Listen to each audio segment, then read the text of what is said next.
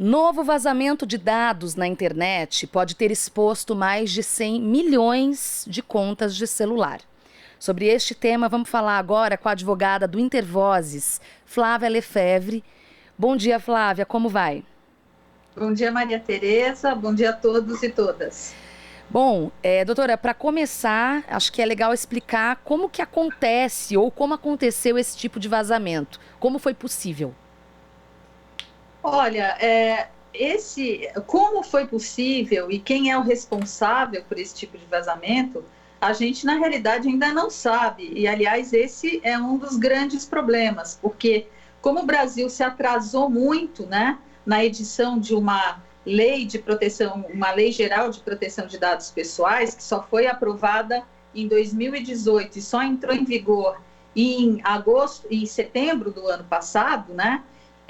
Com a previsão de instalação de uma agência, uma Autoridade Nacional de Proteção de Dados Pessoais, que recentemente foi criada por um decreto da Presidência da República e ainda não está totalmente implementada, nós não temos um organismo que promova a regulação e a fiscalização das empresas e dos grandes bancos de dados. A gente tem hoje, por exemplo, os bancos de dados federais foram unificados por conta de um decreto de 2019, 51 bancos de dados foram unificados federais, e a gente sabe que quem opera esses dados não necessariamente está cumprindo tudo que está previsto na Lei Geral de Proteção de Dados Pessoais.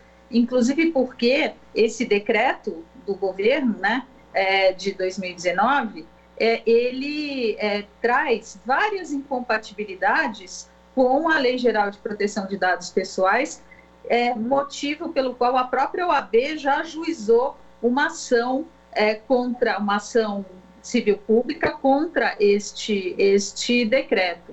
Então, nós temos aí um problema de falta de instrumental institucional para cuidar desses grandes bancos de dados, não só públicos, mas também privados, né? A gente tem birôs de crédito hoje com muitos dados pessoais, né? O tal do cadastro positivo, que foi aprovado e também muito questionado por instituições como o IDEC e outras entidades que compõem a Coalizão Direitos na Rede, né? Que geram esse tipo de situação. A gente sabe que quanto mais dados, né? Quanto maior e mais volumoso o banco de dados, mais difíceis, mais caras, mais complexas as medidas de segurança e mais vulnerável para ataque dos criminosos, como aconteceu agora. E é bom a gente lembrar que nós temos tido vazamentos em série. Já aconteceram vazamentos graves no Ministério da Saúde, 2 graves, né? Liberando dados sensíveis para a gente não sabe qual uso, porque a fiscalização está comprometida nesse caso. E foi noticiado anteontem, uma reunião do Ministério da Cidadania com as grandes empresas que prestam serviços na internet, né? Amazon, TikTok, e entre outras, para desenvolver um aplicativo onde se recolha dados dos cidadãos para fazer a autoinscrição nos programas sociais. Quer dizer, tudo isso sem transparência, sem que a sociedade possa acompanhar, o que é grave e também configura um desrespeito à Lei Geral de Proteção de Dados Pessoais, que estabeleceu um Conselho Nacional de Proteção de Dados, que funciona dentro da Autoridade Nacional de Proteção, e que sequer foi constituído, e, portanto, a sociedade está alijada à margem do que tem acontecido de uma forma ainda muito incipiente dentro da Autoridade Nacional de Proteção de Dados Pessoais. Doutora, a senhora falou uma coisa que me tocou, porque assim, é muito maluco, né? A internet não começou ontem, né? Já é uma realidade há algumas décadas. E há, de fato, uma demora e uma dificuldade nos meios legais, por exemplo, até no acompanhamento de crimes virtuais, não desses de dados, de crimes gerais, né? Ainda se bate a cabeça. Eu queria saber, além da LGPD, que a senhora mencionou, explicou já, houve o Marco Civil anteriormente discutido. Eu queria saber a diferença entre as duas leis, ou na legislação, entre esses dois momentos, né, do debate, e como eles podem interagir, se interagem, né? Explica pra gente tecnicamente essa diferença.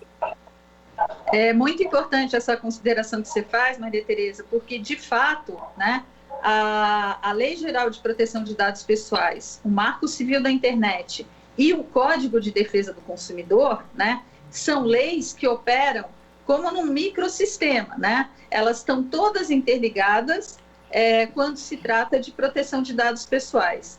E você está certa em dizer que, ainda que os direitos, né, que estão previstos na Lei Geral de Proteção de Dados Pessoais ainda não estejam efetivos, pela falta que a gente tem da autoridade nacional, nós temos, sim, previsão de garantias de dados pessoais de uma forma muito clara, tanto no Marco Civil da Internet, no decreto o Marco Civil da Internet, e temos documentos, né, produzidos pelo Comitê Gestor da Internet no Brasil, que tem um papel importante, né, na definição de diretrizes estratégicas e técnicas no que diz respeito especialmente à proteção de dados, e temos o Código de Defesa do Consumidor, que estabelece responsabilidade objetiva, né, para os fornecedores que não garantam a segurança necessária para os consumidores, né?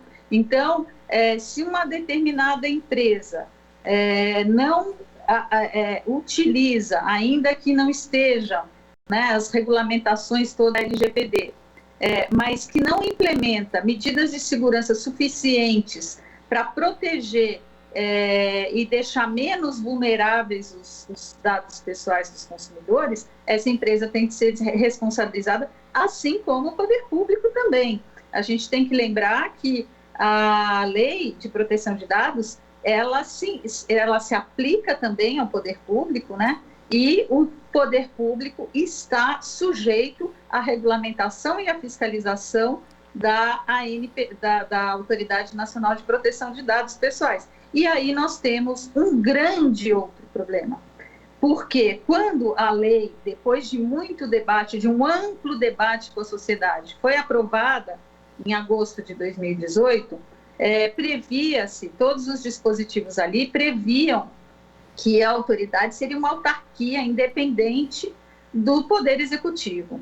O Michel Temer, então presidente, vetou esses dispositivos e editou a medida provisória 869, colocando a Autoridade Nacional de Proteção de Dados Pessoais dentro da estrutura da Presidência da República, né? Onde a gente tem a BIM, onde a gente tem GSI, onde a gente tem órgãos de investigação e que são muito a mira e o foco, ou deveriam ser, né, da atuação do órgão de fiscalização, principalmente num governo que a gente tem hoje, com um viés vigilantista claro, que faz dossiês, que investiga, enfim. Portanto, nós temos aí não só o problema do atraso, né, na entrada em vigor da lei. Quando a lei entrou em vigor aqui no Brasil, no ano passado, a gente já tinha mais de 110 países com suas leis de proteção de dados, então nós estamos atrasados. Isso dificulta, né, que haja uma cultura na sociedade de proteção de dados pessoais, mas temos também o problema grave de que hoje a Autoridade Nacional de Proteção de Dados está dentro da Presidência da República e foram nomeados pelo presidente como seus diretores, dois generais e um tenente, e mais duas pessoas, a doutora Miriam Wimmer e mais uma advogada com mandatos de 2 anos, mas os militares têm mandatos de 6 anos. Então, nós estamos na mão aí da Presidência da República, principalmente, né, da definição dessas questões todas, né, e que implicam na segurança de dados públicos também. Então, isso gera um conflito claro de interesses e que nos coloca, como cidadãos e como consumidores, numa situação de grande vulnerabilidade. Doutora, falando em vulnerabilidade, tenho mais duas perguntas. Uma, eu fico ouvindo e pensando, a senhora mencionou os dispositivos públicos, né, governamentais, e aí as empresas, com destaque para o Facebook, que inclusive já se envolveu em alguns escândalos nesse sentido. Falta transparência nesse manejo desses dados, para além do direito à privacidade dos dados, que eu acho que já ficou bastante claro. Falta transparência do uso? Falta muita transparência, né? Especialmente porque a gente sabe que o Big Data, né, a coleta massiva de dados, ela funciona com base em sistemas algorítmicos. E justamente sobre esses sistemas algorítmicos é que não existe praticamente transparência e governança. Então, a sociedade precisa evoluir para criar mecanismos de regulação e de transparência no uso dos nossos dados, né? Não é à toa, né, que a gente assistiu o que ocorreu nas eleições de 2018 aqui, e que a gente sabe que foi uma utilização cruzada de dados entre o WhatsApp e Facebook, né, para aquelas campanhas de desinformação enormes, direcionadas de acordo com o perfil dos eleitores, né, e que criaram ou contribuíram de forma bastante determinante os resultados das eleições de 2018, cujos efeitos, cujas consequências a gente tem amargado nesses últimos 2 anos. É fundamental, né, mas não é só o Facebook, o Google também, né, o YouTube. O YouTube, a gente tem que lembrar que é uma plataforma de vídeos que compete hoje com a Rede Globo em audiência e que aplica algoritmos para remover conteúdos, para impulsionar conteúdos, para recomendar conteúdos. Ou seja, a gente tem hoje, com base na coleta massiva de dados e no poder monopolista dessas grandes empresas, né, o controle do fluxo de informações na mão de agentes privados, a ponto de o governo hoje, como eu disse há pouco, pretender que o cadastramento em programas sociais se dê por intermédio dessas plataformas privadas, sobre as quais a gente tem muito pouco controle. Então, essa vulnerabilidade, né, ela decorre de todos esses fatores próprios aqui no Brasil, por conta das questões que eu falei anteriormente, né, no atraso de entrada em vigor da lei, do atrelamento da Autoridade Nacional de Proteção de Dados ao Poder Executivo, mas também um problema de pouca transparência, pouca governança sobre o uso de sistemas algorítmicos, o que é um problema internacional, global, e não só no Brasil.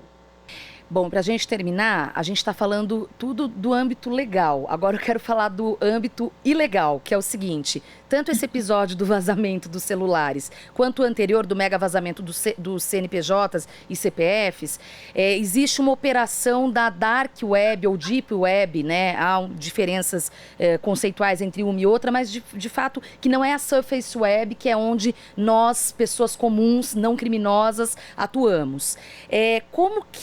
Qual que é o desafio de lidar com essa situação, considerando que essas operações acontecem na ilegalidade? Olha, primeiro vamos fazer um esclarecimento aqui. A Deep Web ou Dark Web, não acontece só questões criminosas e ilegais lá, tá? Tem muita gente que usa, sim, né, a Deep Web justamente, né, para se proteger desse vigilantismo, né, que existe hoje. Então, fazendo esse esclarecimento. Sim, agora, é certo que justamente porque é mais difícil de você rastrear, né, atividades na internet do que na web, né, onde a grande maioria dos usuários de internet navegam, né, que os criminosos praticam suas atividades. Então, nesse sentido, nós temos dito que não adianta você ampliar as medidas de vigilância, atingindo e prejudicando e vulnerabilizando a grande maioria, né, dos usuários de internet, sendo que isso não será efetivo, ao contrário, né? O que é necessário é que as polícias, o Ministério Público, né, haja investimento nos seus mecanismos de investigação e uma adequação da sua atuação para a realidade que a gente tem. Então, a polícia, o Ministério Público, os órgãos de investigação, eles precisam ampliar a sua capacidade técnica de apurar e de perseguir esse tipo de crime, né? Sim. Aliás, muito obrigada por esse esclarecimento, foi importante, inclusive, destacar essa situação, porque, de fato, eu já tive a oportunidade de ter que investigar um grupo criminoso na Deep Web, que é o Dogolashan, e fiquei ali, né, alguns meses participando do fórum e tal, e na ocasião eu me lembro que tanto o MPF, aliás, o MPF, que tentava investigar, citou uma dificuldade técnica da Polícia Federal, por exemplo, em fazer esse mapeamento. Então a gente realmente precisa debater isso e, de fato, muito obrigada por esclarecer que o vigilantismo, de fato, não seria o melhor caminho. Queria ficar conversando com a senhora, mas não dá, estamos com o tempo esgotado, mas espero que volte em breve. A Flávia Lefebvre, advogada do Intervozes, Coletivo Brasil de Comunicação Social, trazendo, então, informações técnicas a respeito de mais esse vazamento. Obrigada, doutora. Até uma próxima. Eu que agradeço. Bom dia para você, Maria Tereza, e para todas e todos. Bom dia. Aqui você ouve as notícias que os outros não dão. Jornal Brasil Atual.